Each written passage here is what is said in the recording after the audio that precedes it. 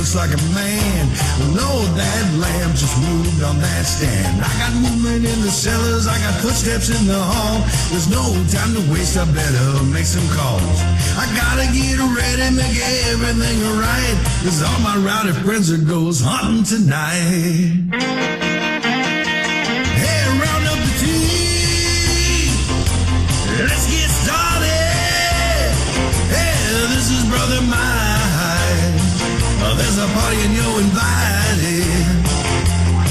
We got the camera set, let's turn off these lights, 'cause all my rowdy friends are goes hunting tonight.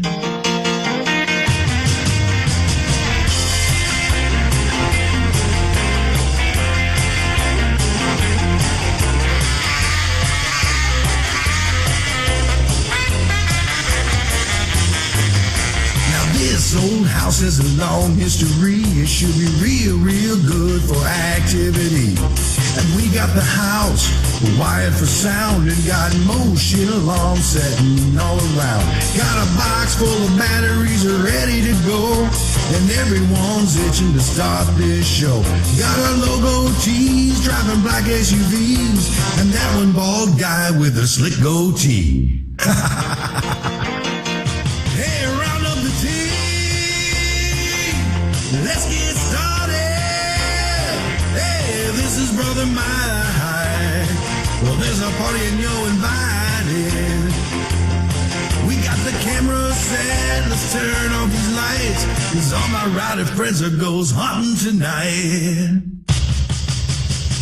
Hey, round up the team.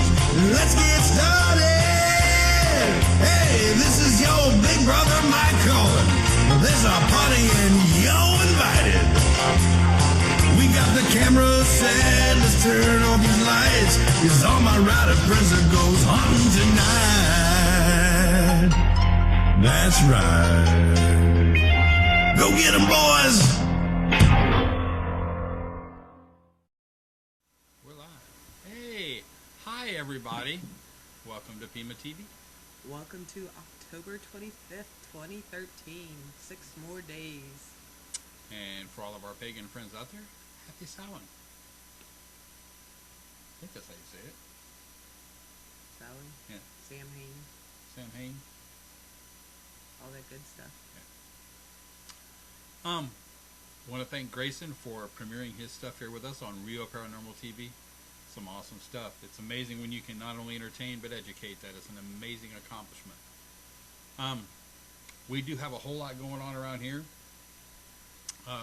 First, let's talk about Metaluna. The place. Metaluna Boutique and Stones, Gladewater, Texas. There is a website. It is basically a boutique and new age shop, I guess you call it. Mm-hmm. There's a paranormal section, there's a metaphysical section, and then there's a boutique for everybody else who doesn't care. And also, to make sure everybody knows, we are also a vendor for Paranologies. So if you want to order any of Jeremy Jones's devices, you can do that through our website too. His full catalog is up on the website. Absolutely. And the doll you see is the larger witch. All the dolls, the jewelry, soaps, candles are all handmade, hand poured. Yep. So be sure and check that out at MetalunaBoutiqueandStones.com. Absolutely. We've got a bunch of conventions and stuff coming up first.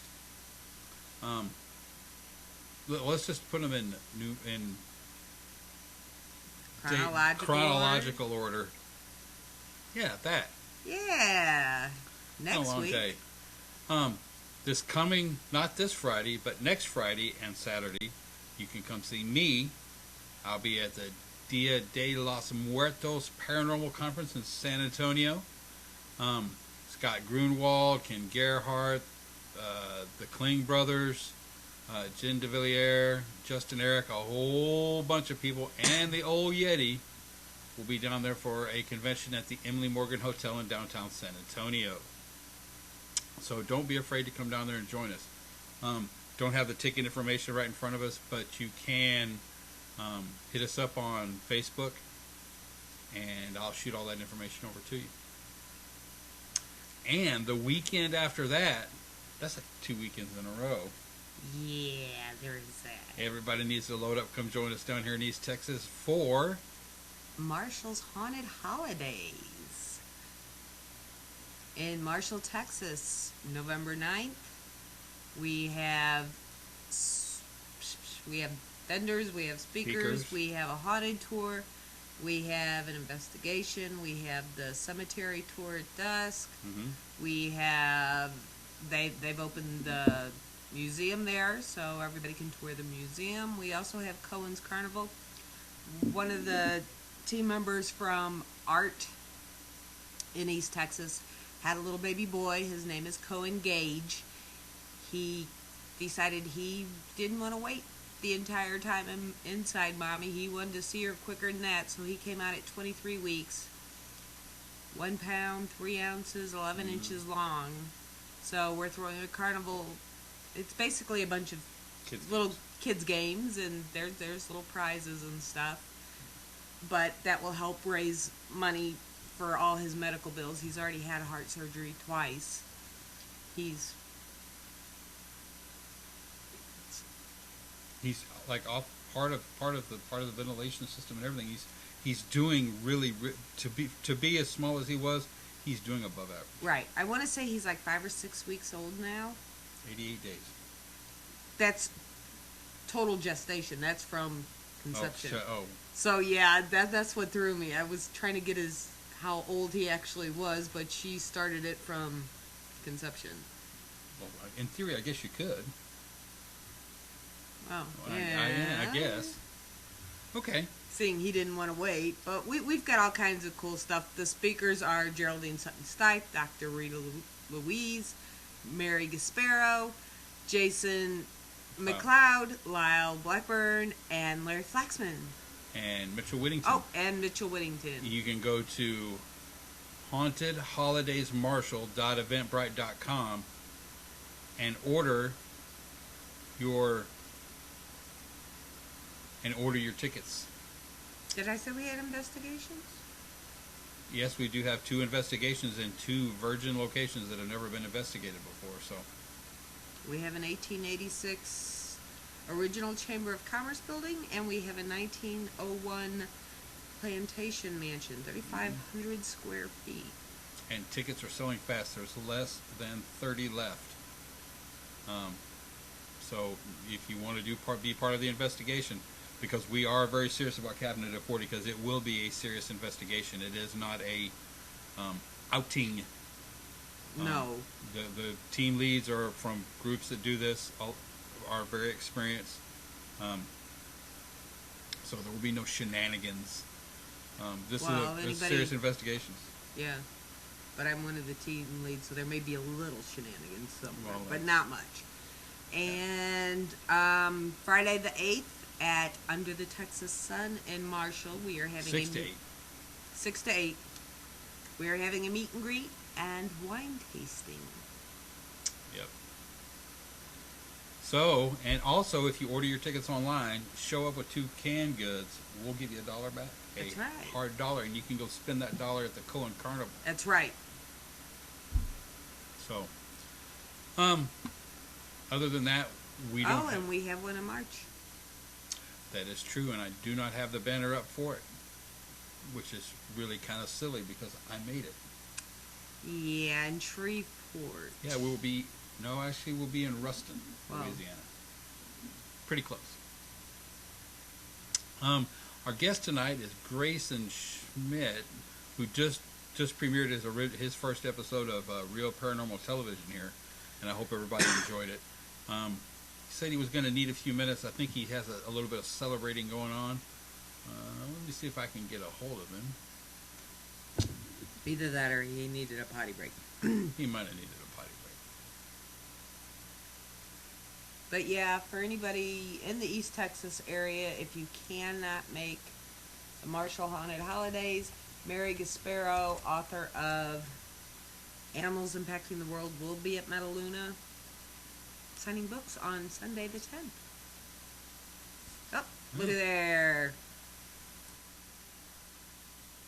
Well, hi, Greysen. How are you? Hey, Eric, what's happening? Well, we're just trying to stay out of trouble. How about you? How's the celebration going on there? Little light. You know, I'm trying to take it easy still. So, like, there's no slam dancing or mosh pitting or anything going on. I'll be back to that definitely in a couple months, I promise. You must know a little bit about me. That's great. Well, I've got to say I'm extremely impressed by that first episode. I mean, when you can educate and entertain, man, that's a major accomplishment. That's just kudos to you, sir.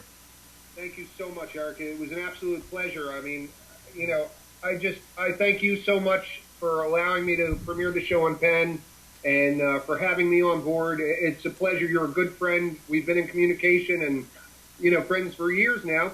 And I'm just thankful that you're part of my life, Eric. Thank you, man. We're grateful to have you as part of our family, too. You're more than welcome. Oh, thank you, too. See, nobody knows I'm here. What was the great just so, and I'm sure you've got a lot of ringers in the chat room. So you got a lot of really good friends in the chat room because the same people that were here to watch the episode stuck around to see you again. So, what is the great motivation behind Real Paranormal Television? What was the one thing that lit your fire about that, so to speak? Well, how did it get started, basically, or? Yeah, I mean, was there one catalytic type event that, I mean, did you see something on television that just said, "Ah, screw it, I can do better than this"? I mean, or No, I'm not like that. I mean, I don't bring ego to the table with this type of thing. It's not about that for me. Basically, a friend of mine had said, you know, he wanted, here, hold on, one of my daughters just walked in. There's lots of stuff going on over here. It's okay. Bye, Hi, honey. daughter. Now, no, I'm on live right now, sweetheart. I'm sorry, I'll give you a hug in a couple. Can I hug my daughter? Hold Yes, on you a second. can. You can hug your daughter. Here, come here, Oh honey. my goodness. Introduce her. Oh, she's precious. I love you. Okay, bye. Bye, daughter.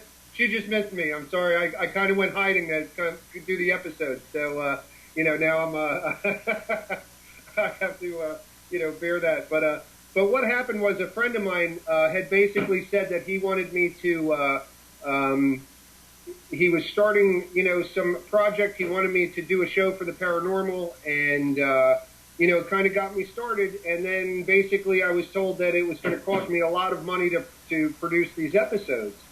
And I was already full bore into making the show. You know, I posted the, you know, the little quick teaser in the beginning, and you picked up on it and said, "Hey, man, you come over to Penn Network." And I said, "Eric, of course." You know, for me, it's just never been about ego. It's never been about, I have no need for fame or fortune. I don't care about that stuff.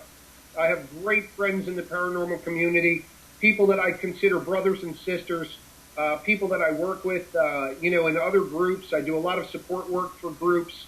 I work with a lot of teams of people that are, you know, not only top-notch investigators, but are true friends and are just my kind of people. And you know what I mean? They're just, you know, there's some really incredible people in what we do. And they come from all backgrounds, and they're fascinating, and they're deep, and they're educated, and they're interesting, and just everything you'd want in being with people. You know, it's that, you know, that camaraderie. So in doing Real Paranormal Television, it sort of took a life of its own. And I'm doing interviews with friends of mine, with, you know, peers, with investigators, with scientists. And you saw some of the sneak peeks, you know, coming up. The next episode, I think, will be with Claudia Emery, who's a personal friend of mine, an investigator. And John Levy from Old City Paranormal, who's another good friend of mine. I do a lot of work with John and his team.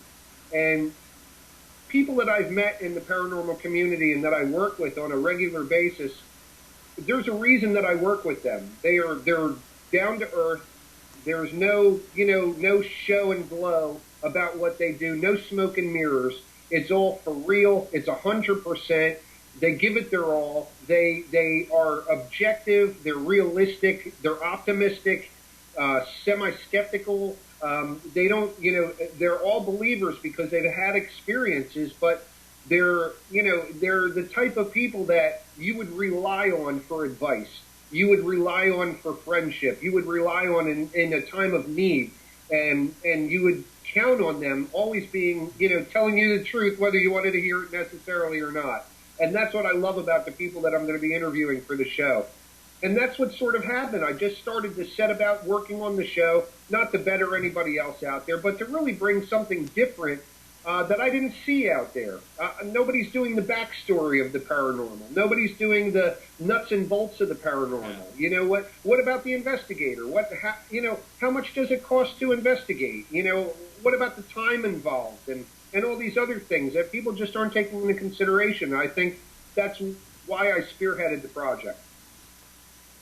Yeah, I mean, you are correct. There are people out there that are attempting to educate, and there's people that are out there that are attempting to entertain, and very, very rarely do those two lines get crossed for any length of time. That's the whole thing. You Right. may have one show here and one show there, and then it gets spammed across Facebook, and by 2 weeks later, everybody's either seen it or has seen the ad so many times they're not going to go watch it, just out of spite. So the way that you have it weaved in between, where you're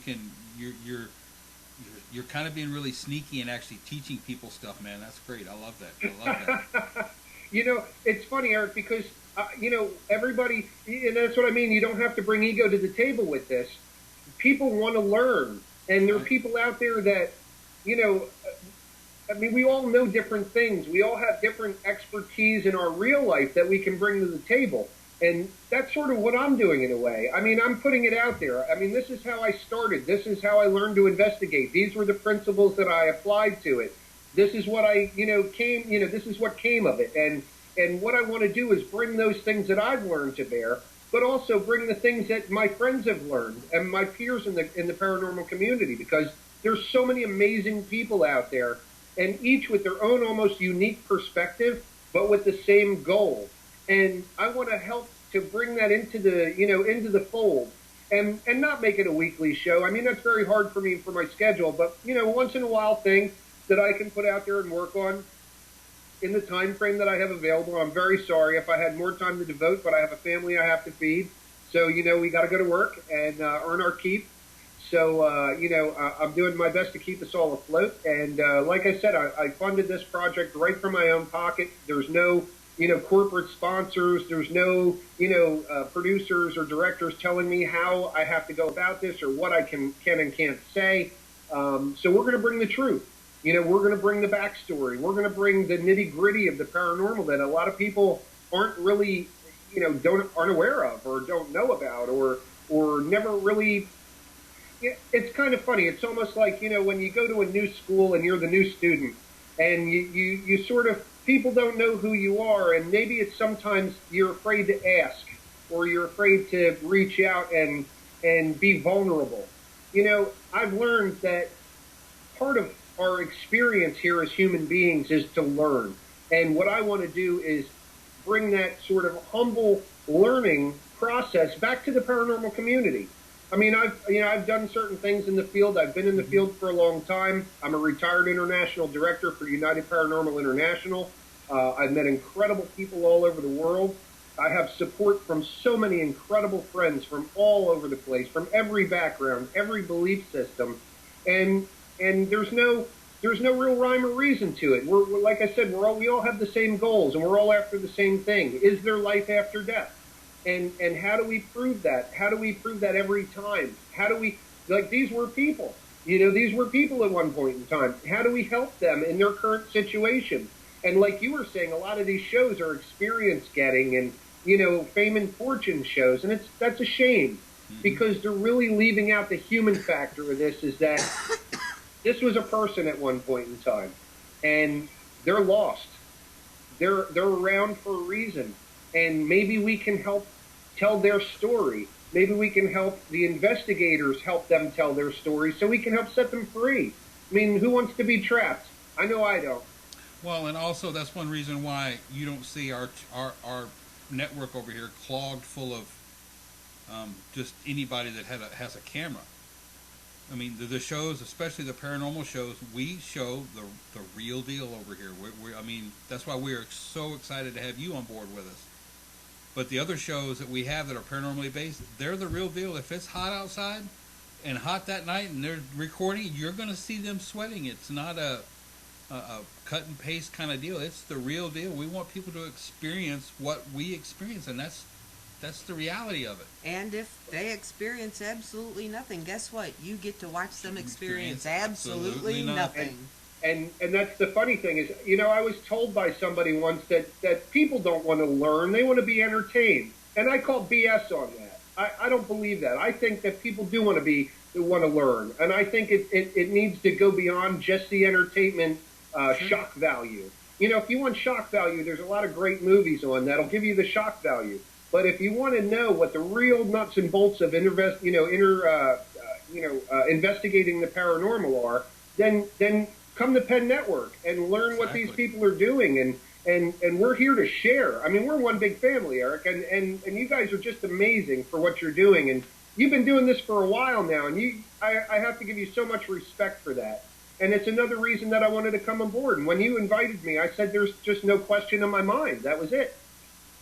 Yeah, and like I said, your reputation precedes yourself. I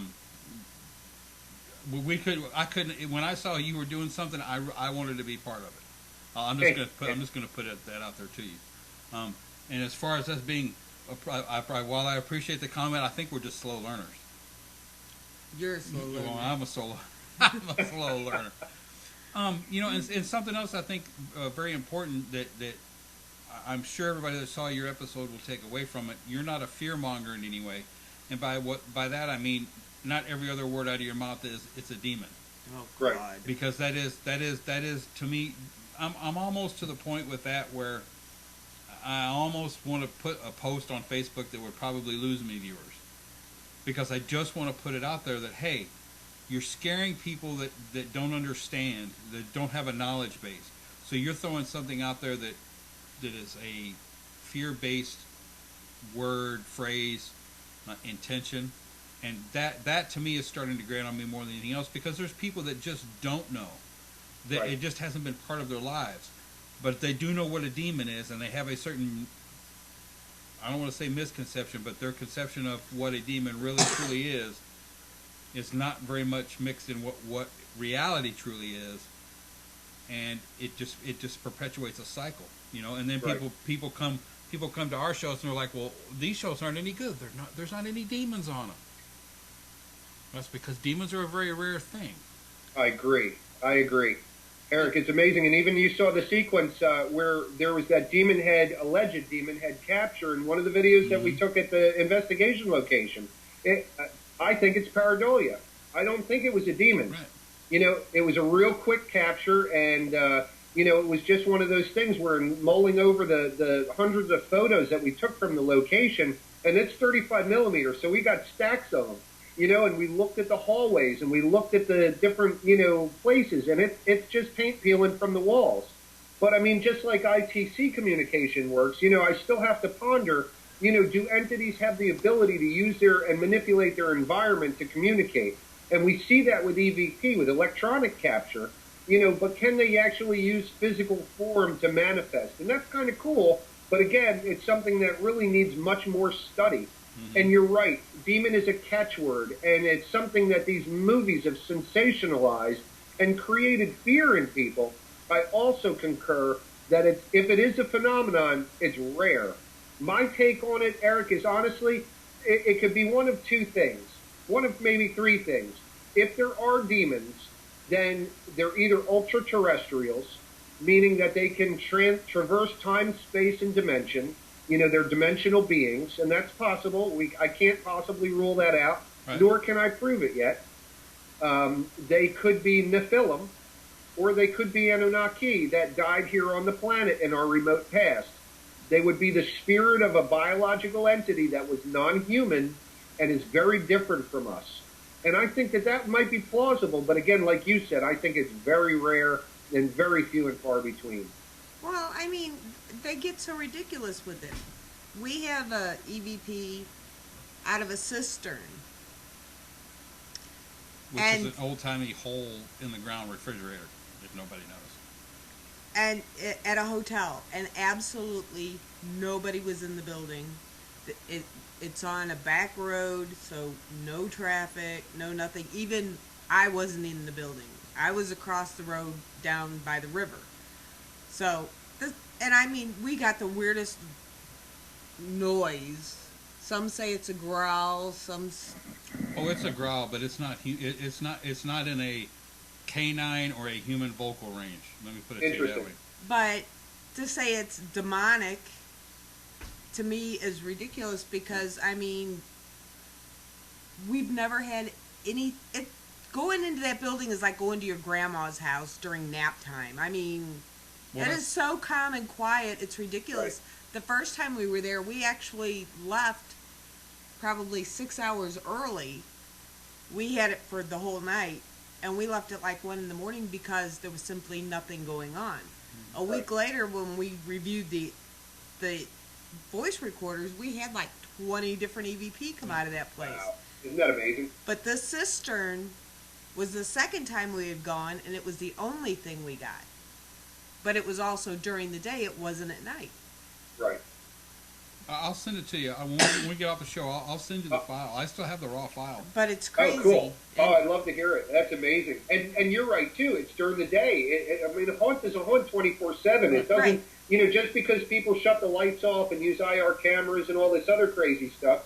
Look, we investigated those ruins, and night, day, weekend, sun, snow, whatever it was, we were there. And that's the amazing thing about the paranormal is it's very surprising. Like you said, I mean, we investigated another team I was with. We investigated a place called Chestnut Hall in Gettysburg, and we were there for 14 hours, and it just was dead flat. And I really didn't think much of the place, and there really wasn't much happening in all that time. But we really, gave it a good shot. And I came out with some of the best EVPs I think I've ever gotten, ever. Exactly. It's the same thing. And yeah, this was 2:30 in the afternoon. It was just two of us walking around in the building because the owner gave us permission to. So, I mean, if they have no time, they don't care what time it is. Right. We're the only ones paying attention to the clock. Yeah, that's the truth. Well, and let's just be very honest. If you were to do a quote-unquote ghost hunting show during the day, it wouldn't be nearly as creepy. Well, yeah, the creep factor has something to do with it, I think. So that's why it's in green IR. That's why, that's why they like to use the FLIR. Even though, to me personally, I don't think the FLIR is the right way to go. You're going the wrong way on the spectrum. Right. But, that's just my opinion. But if you don't try out stuff, you don't know whether or not it's going to work. Correct. Right. I'm just saying for TV. That's just a really expensive test boy. Right. Well, but also now, people are so accustomed to cold spots, but a lot of people are dismissing hot spots where there's actually a burst of thermal energy, and that, again, could be understanding the laws of thermodynamics, energy not being able to be created or destroyed, but transfers from one form to another. You might wonder if those hot spots concur with eventual EVP capture, where it's been transferred from thermal to electrical energy in some way. Okay. And I got you there too. Bellawood was commenting on our opener about it being the Shanley Hotel. I love you guys. Bellawood rules. And I mean, I've been to the Shanley. This is the first Halloween in 4 years I haven't been, and they're actually up there tonight. But when was it? February, I guess. They were up there, and in Oscar and Grover's room on the second floor, my co-host Mary had put down a voice recorder on the table and was filming it. And the voice recorder disappeared, but when the voice recorder disappeared, it went up 4 degrees. Really? And every time something would move in the room, the temperature would go up. And in February in Napanoch, New York, the temperature does not go up. No, it's going down. Exactly. But this was also with a trap cam. Let me throw that out there. Yes. A trap cam that took a picture on motion. With the temperature, the time. Oh, wow. So yeah, she got 6 pictures in like the 2 or 3 hours she had it up there. But you could see the voice recorder disappear, the curtains move, a shadow on the back wall, the voice recorder's back. Wow. But every time it did it, it shot up like 3 to 5 degrees. Oh, that's incredible. Well, see, now that's cool because concurrence and trends are something that I look for too. When I go and we have the opportunity to study a location, and we're studying a location with Old City Paranormal at Temple University Episcopal Center. And what's amazing about that is that I've really been able to conduct some very thorough data gathering of environmental information over time, and that's really important. Mm-hmm. You know, a lot of people walk around with vector-based meters which detect current flow in one direction, but they're not looking at actually the shape of anything. You know, the shape of the power, which is power density. And, you know, the thing about the vector-based meters is it's only going to show you current flow, but it's not going to show you radio frequency. It's not going to show you microtesla. You know, it's not going to show you these other variants of capture that are very important to understanding a location. You know, you have terrestrial signals. You have cell phone towers. You need to locate those. You have microwave signals. And, you know, especially at the hospital, you have a lot of radio transmissions going on back and forth between the ambulances and the dispatching centers. So you have to be very careful of these random spikes that might happen. So, Right. you know, it's very, and like you're saying, the concurrence of one event with another event, that really is something that shines where it comes to data gathering, which then becomes evidence. And I applaud you for that. That's really cool capture. Well, that's the first time we had actually paid attention to the temperatures on it. And she's like, she was up there and she sent me the pictures next morning. What do you see? And I'm like, okay, the temperature jumped. No, you're missing something. I was looking at this, and she was looking at the voice recorder. She noticed it missing. I noticed the jump. So between the two of us, we can work it out, but Right. And it takes a team. everybody It really picks does. their own piece of it. Yep. Something too, people need to understand, especially when it comes to, and I wanted to throw this out there, a couple reasons. One, Brian in the chat room just mentioned that we're breaking out some David Roundtree stuff on him right now, and we are, and we are to a certain degree. But something very important about EMF, like you said, a K2 will go off with anything, but it Right. also only responds to let you know that something's there to a certain milligauss. A millimeter, because it's not able to be calibrated, is very hard to put under the term or the umbrella scientific instrument. It will tell you when stuff is there, Right. and it will give you another level above what a K2 will do. It can go up to a much higher level, And But give you the it's- temperature. and give you the temperature, but it doesn't give you the waveform. And the Right. waveform of what you're detecting electro with an EMF signal or pulse or event, that waveform becomes immensely important. If it's a nice, pretty, semi-clean sine wave, that's human-generated Correct. signal, and you might as well disregard it because it's coming from a current power source somewhere. If it's a different waveform than that, then you got something, and that's when Right. you need to. Yeah, but a lot of people don't know that because, unfortunately, all they've seen is what's put out on If you stick the shiny box. if you stick a penny Right. in the voice recorder, it works better. Yeah. You know, and it's funny you're saying that too, Eric. It's funny you're saying that too because you know, also there's something that people have to consider, especially in a location that has power, is that you can have what are called eddy currents or Foucault currents or what's called a harmonic, Yep. and that's generated by nonlinear loads in the electrical system, and that can cause a lot of errant frequencies.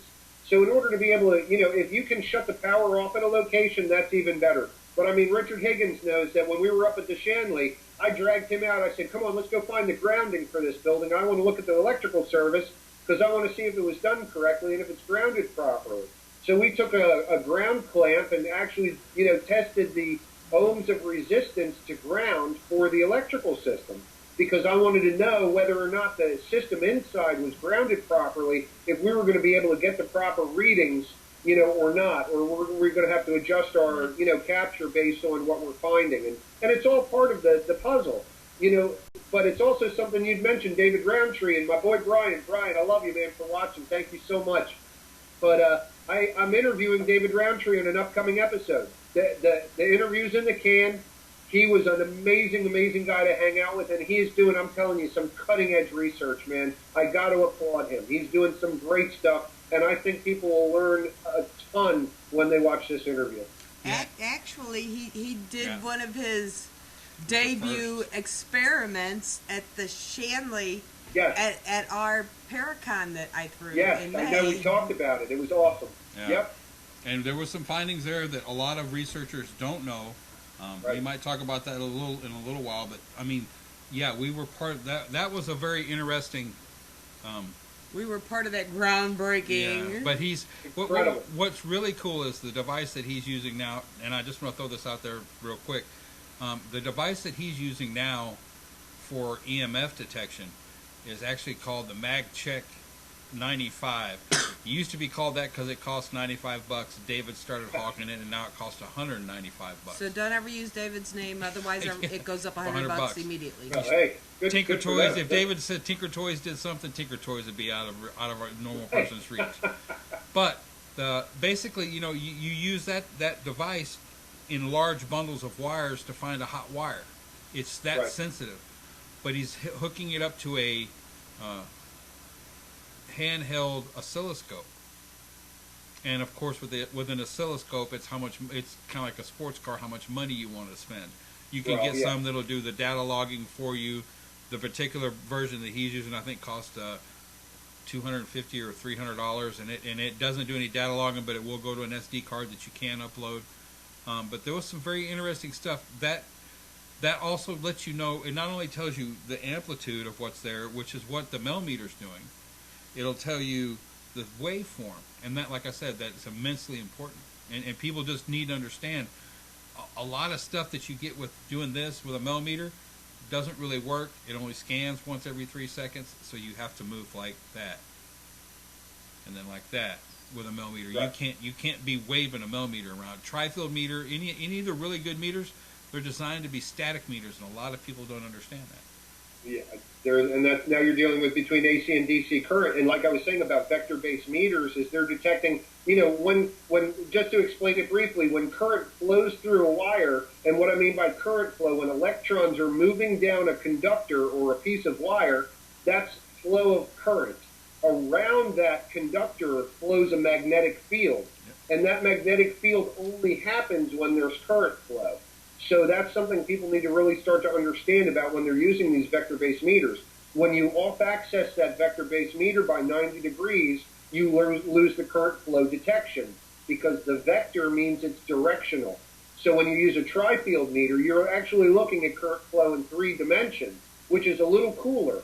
You're getting a better feel for it, but if you don't understand the intricacies of the readings specifically, then understanding power density and perhaps anomalous capture, it's really going to be difficult because you're just, assuming that signals are paranormal when they might not be. You really have to isolate and work in a pretty closed system, and we all know that's really hard to find. I'd like to make a comment. Brian's in the room. He says he feels like a scrub investigator. He's only got a $30 recorder, $5 flashlight, and an old video camera. Awesome. Let me tell you, That's all you need. every piece of equipment, regardless of what it is, has importance in this field. I'm a dowser. Oh, awesome. Good for you. Give me a flashlight and a couple of brass rods and turn me loose. I don't need a $9,000 setup to do what I need to do. Right. Everybody has an important piece in this.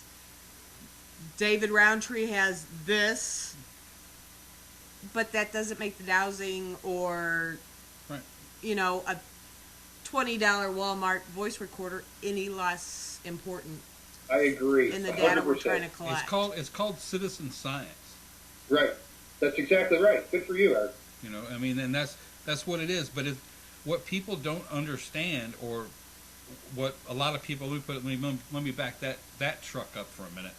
What a lot of people on Facebook refuse to understand, okay, is the fact that we are all in this together. It is going to take my data, your data, their data, and everybody else's data to pull together to get the big to picture. get a bigger picture, like you said. When you have a large amount of data, you can see trends. You can see Right. Highs and lows and average it out to where you have a better chance of repeating that experience or that event. And once people kind of get that, that's when you see people move up a level. And I'm proud to say that over the last year or so, that level has started to increase. There's still a large group of people out there that are trying to be thrill seekers, and there's nothing wrong with that. Right. But don't take an investigation at somebody's house to try to help them when all you're really shooting to do is get a thrill anyway. Right. And that, yeah, I mean, that's really where you're nailing it. And this is another reason I love being a part of the Penn Network. You guys are true. This is what we do. And like you said earlier, you know, a lot of the places we go to, and I even mentioned it in the show, there's nothing happening. You know, we've gone to clients' houses that, you know, we've investigated for hours and really, you know, sleuthed through as much as we could possibly sleuth in that amount of time, and realized that there's really nothing happening. And they were like, well, when are you coming back?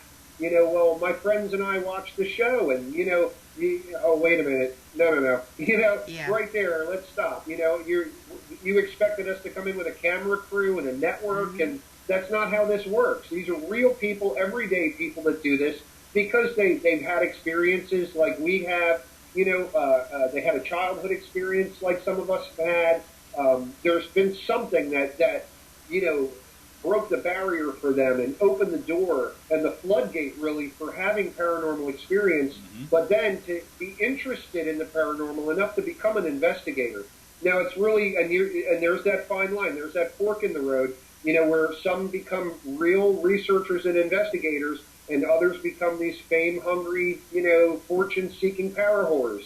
And I'm sorry if you're a power whore out there, and if that's the kind of life you're looking for, that's cool, good for you. You know, but there are some really good people doing this, and they deserve credibility because they're the real deal. They're out there in the trenches investing their money, whether it's dowsing rods or $9,000 oscillators. You nailed it, because I believe in the human barometer. I mean, that's how I started. I went into this location, and I felt these feelings that I never felt before. You know, and it meant something to me.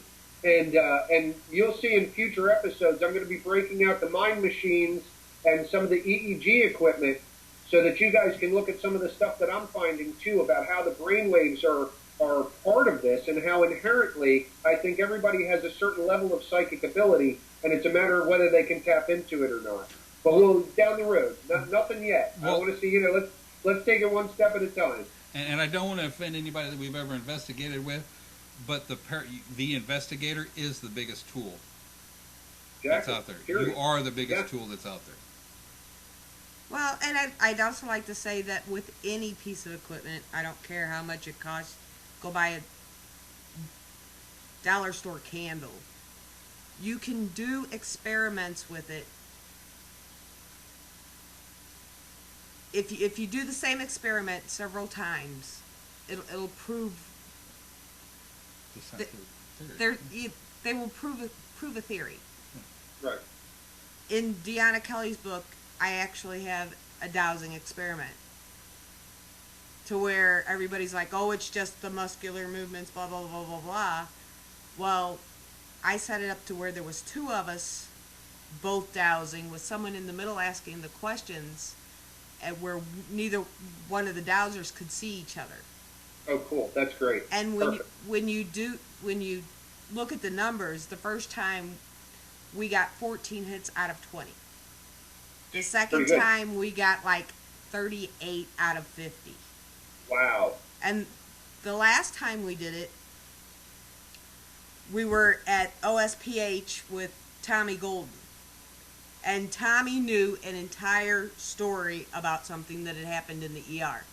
None of the dowsers knew it. Nobody else down there knew the entire story except Tommy. Tommy was asking the questions. He was also throwing in lies. Both sets of rods got 100%. Incredible. So, and you're set up a control, too, which is, yes. I'm so impressed. Thank you so much for doing great work. I mean, that's the way it should be.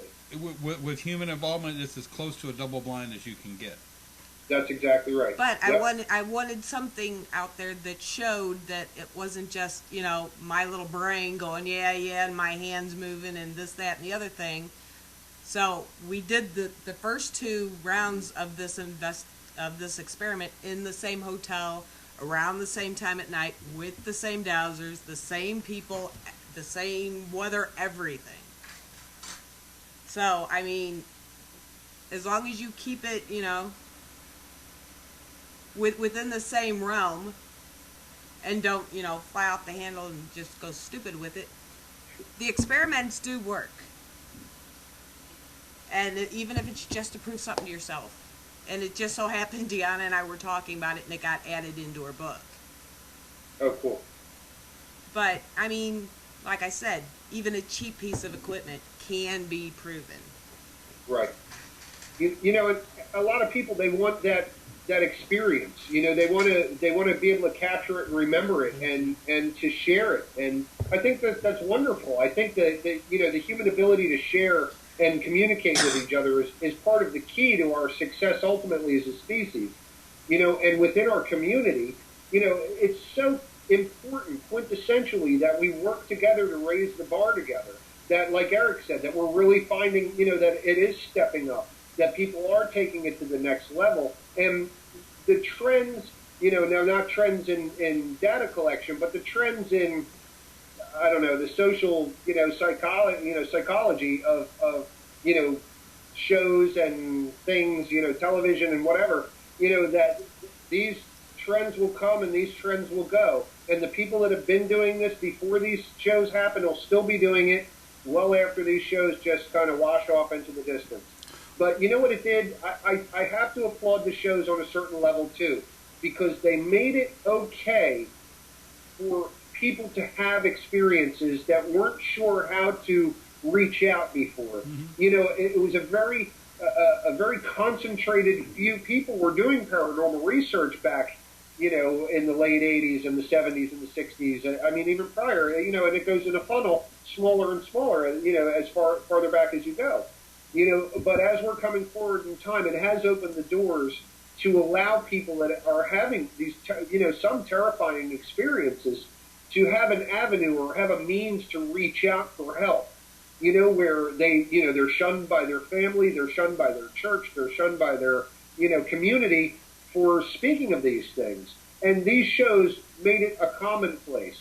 So on one level, it's good, you know, because it has opened the doors for people to open this dialogue, but it's also bad because, again, it set up these trends and these fads that, again, you know, it's just like clothing. Everybody's got to have their collar up this year. Everybody's got to have their collar down this year. Well, whatever, that'll come and go. My biggest issue is just the fact that they're giving out misleading information and they treat you like you're stupid. And I want to give an example of why I say that. When you say that you're going to be, and everybody will know who I'm talking about, so I don't have to mention any names, but when you lock yourself into a place and it's only supposed to be 3 of you, and you can see all 3 of you on a camera shot. There's more than 3 of you. There's more than 3 people in there. Or if all of a sudden people start coming in to join the investigation, how'd they get in if you're completely locked in and there's no way in or out? Nobody wants to question that. That's the part of it that really, really gets me. But another good part about the shows, not only does it give us some really cool locations to add to our bucket list, but it also gave us some ground rules. Anybody who is serious in the field, you know, get permission. You know. Well, that's we'll be talking about that on a couple episodes too. You're right. You know, check out locations. It's not always, you know, a haunted hospital or a haunted hotel. It could be, you know, a nursing home. Yeah. It could be Uncle Bob's house. A playground. Right. It's not necessarily always the building's haunted. So, I mean, it did give us some things to work with. And I will give the buff gelled one, I will give him kudos because he is one of the few on the shows that does wear a respirator. But I mean, we've met most of them.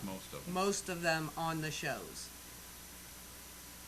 Some of them are great people, and they really are trying to do the right thing, regardless of what the directors and the production companies make them do. They are I out believe there that. for a I good do. reason. Yep.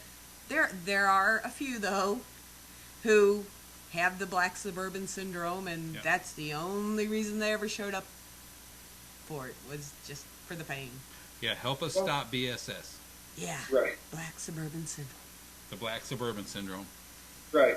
It's kind of cool though. We just got rid of a black Suburban, but it was my wife's, and she doesn't paranormal investigate. So it's kind of funny. Right? It became automatic. If you didn't have a black T-shirt and a black vehicle, your easy. team was, there was something wrong with your team. Easy. Right.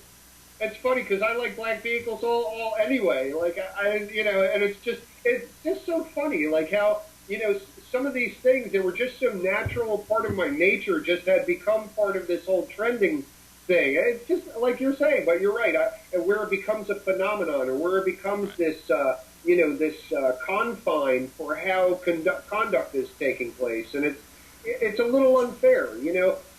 I mean, like I said, I have to give credit to some level of what these shows have done. And you're right. Some of the people that are involved with some of these shows are really good people, but they're producers, they're directors, they're trying to get ratings, they're entertaining, they got to get sponsors, right. and these people don't care if somebody's grandmother died and has to say that one of the family members is poisoning the rest of them. I mean, that's what we really got to find out. Like, what's going on? The one thing I have to say about a lot of these shows, they never go back. I've never seen them go back and follow up. Very few, or it was at a famous location with known activity. I've never seen them go back to really help a family, and I've never actually seen them help a family who's having trouble. Like, where's the follow-up? See the background of this. Like, nobody's showing that. Why not? All right, well, is it because nobody can really help anybody, or is it that they just are too busy? That doesn't make good television, Grayson. Right. We've already seen that episode. Why do we want to see that episode? Why do we want to go back? Again? We can go over here where this demon is. But the really good ones on TV, if you can get them on your show, will automatically say one of the first sentences out of their mouth is, "It's entertainment." Right. If they say that, you've got a good one. If they're like, "Oh no, yeah." Two of the best that we've interviewed that are major paracelebs that I have unending respect for are Rob Demarest, absolutely, and Barry Fitzgerald. I agree. And Britt Griffith. Those three of all of the paracelebs that I've met, those three, they will also talk to you about the science of what they're doing. They understand that there are people that are more involved than, oh, you're on TV. They understand that there's a whole other group of people that are doing this for the personal reasons that they started out doing it. They just happen to be able to make a chunk of change off of doing it. Well, and Amy Bruni, I haven't spent a lot of time with her talking to her about paranormal investigations, but she doesn't treat you like a fan. She doesn't treat you like a groupie or that she's better. We were supposed to set up an interview with her, and I kept tracking her around for the entire weekend, and she came up to find me to apologize because she was being forced to leave because her plane had to leave early. Right. She didn't have to do that. I mean, it was more than appreciated because it's kind of what you would expect. But she did take the time to say, wait, don't drive off without me. I have to go find her to tell her I can't do it. And like you said, Grayson, they've basically turned the paranormal experience into water cooler talk. It's okay to talk about it now. And to that, you are correct. We do very much to them need to give credit. We're still the weird couple that walks around in the graveyard, no matter how you slice that pie. Okay, but they're not going to try to put us in a little padded room anymore. No, but now they're trying to deem me a witch. Yeah. But, well, you are. I am Not not. wrong. What's wrong with that? There's nothing wrong with being pagan. No, Wiccan. Wiccan. Pagan. I'm not saying there's anything wrong with it. I'm just saying. I love it. I Don't think it's assume. great. I mean, that was something interesting. It's something that I, working in United Paranormal International, was that it was a drama-free organization, as best you could in this community, of course. But it was something that really what I wanted to do and what I wanted to bring was more diverse opinions from Wiccans and pagans and druids and all these different belief systems to try to bring them together And it's kind of tough. There was a lot of friction sometimes, but you know what? Some amazing friendships, amazing things came out of that, and a mutual respect for people of different backgrounds that bring different things to the table, different ideologies. That's key for what we do. Because listen, if we're all going in the same direction, and forgive me if I'm offending anybody, but you know, paranormal unity is something that I'm on the fence about, because like, yes, we should all sort of work together, and people that know me and have worked with me know that I bring my 110% to the table to bring together people to work together. I think that's so important, and I gladly share any information that I have with people. It's my pleasure, you know, but to try to bring an entire community in some sort of line together, unless we know 100% sure that we are getting a capture in a certain way every time, and we can prove it every time, and it's always 100%, then there's really no way to get all the ducks in a row, because it's all opinion, conjecture, you know, and that's going to be very hard. But also, I'm very fearful that religious inculcation is part of, is sort of like that undercurrent to that paranormal unity thing, that as long as you toe, you know, the you know, religious lines, then it's okay to be, you know, unified in the paranormal community. I'm not taking anything away from my friends that are religious, and they know me. I speak up on this subject a lot. I'm not necessarily religious. I will never tell somebody that they shouldn't believe in what they believe in. Right. But what I think is that people need to open their mind and understand that there's a ton of different beliefs out there, and the one that you follow might not necessarily be the right one. So if you open your mind and listen to what other people have to say and don't go in with inculcated blinders, you might understand that there's a lot more in this world than just what you've been told. And here's the demon factor coming out. A lot of people approach the issue of spirits as only demons. Where I have a great friend, Lori Champion. She deals with hostile haunts. I have nothing but respect for Lori for what she does. She doesn't jump to conclusions. She's got incredible communication with spirits.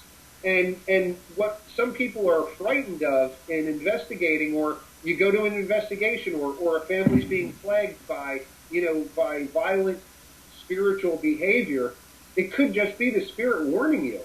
It could be somebody that actually cares and can't get your attention any other way, but to knock some books off the shelf. Yep. Slam some doors. You're not paying attention to them. They're like, whoa, you got to hear this. And you can't jump to the conclusion that that's demonic. And again, a lot of groups will just, you know, throw it into that pile, and it's a shame. And it just goes around and around. So how do we come to some happy medium?